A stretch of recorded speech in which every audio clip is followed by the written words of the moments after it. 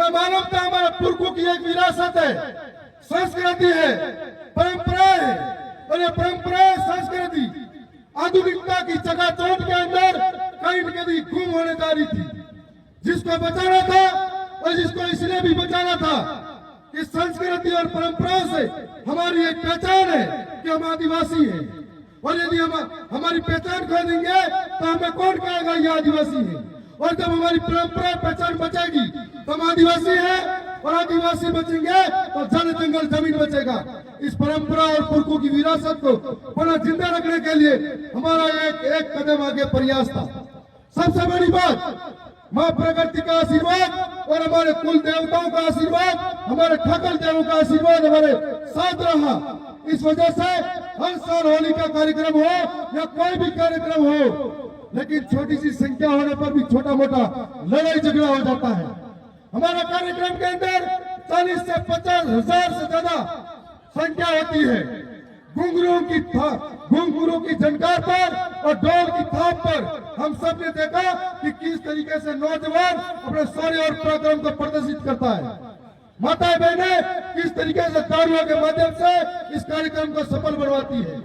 यह अनूठा परंपरा, अनूठी जो संस्कृति है, आज की तारीख में पूरा राजस्थान देख रहा है। आज राजस्थान देख रहा है, कल पूरा भारत देखेगा, ये मुझे विश्वास है।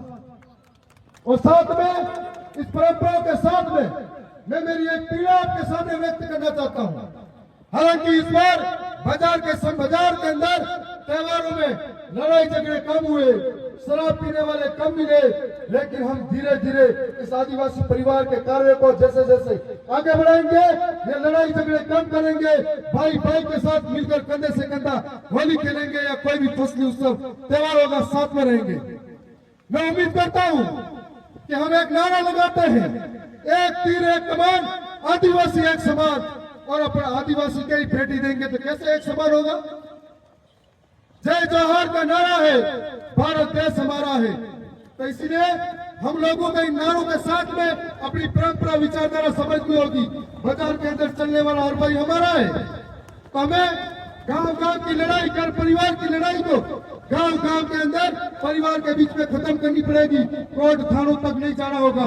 ये मैं आपसे निवेदन करना चाहता हूँ। जब मैं चुनाव जीता तो कई लोगों ने कई बातें कही, और आज मुझे पत्रकार महोदय पहुंच रहे थे कि आप राजस्थान की सबसे बड़ी महापंचायत के अंदर इस तरीके से बेबाक तरीके से कैसे बोल लेते हो।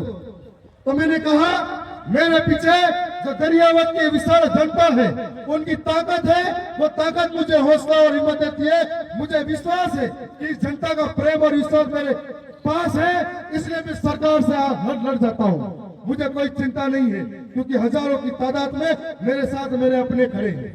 मैं पुनः ये कहना चाहूंगा कि आदिवासियों की लड़ाई हो, चाहे जल जंगल की लड़ाई हो, चाहे हर वर्ग की लड़ाई हो, चाहे ओबीसी माइनॉरिटी की हो, चाहे जनरल की हो, यदि कोई पीड़ित है, शोषित है, वंचित है, जब भी मुझे याद करेगा मैं आपके लिए हमेशा खड़ा मिलूंगा।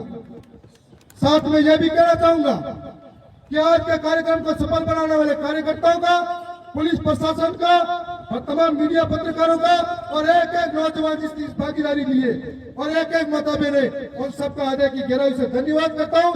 जितने भी गड्ढा कमेटी आए हैं, उनका सम्मान पूर्वक आदर करता हूँ। बहुत बहुत धन्यवाद।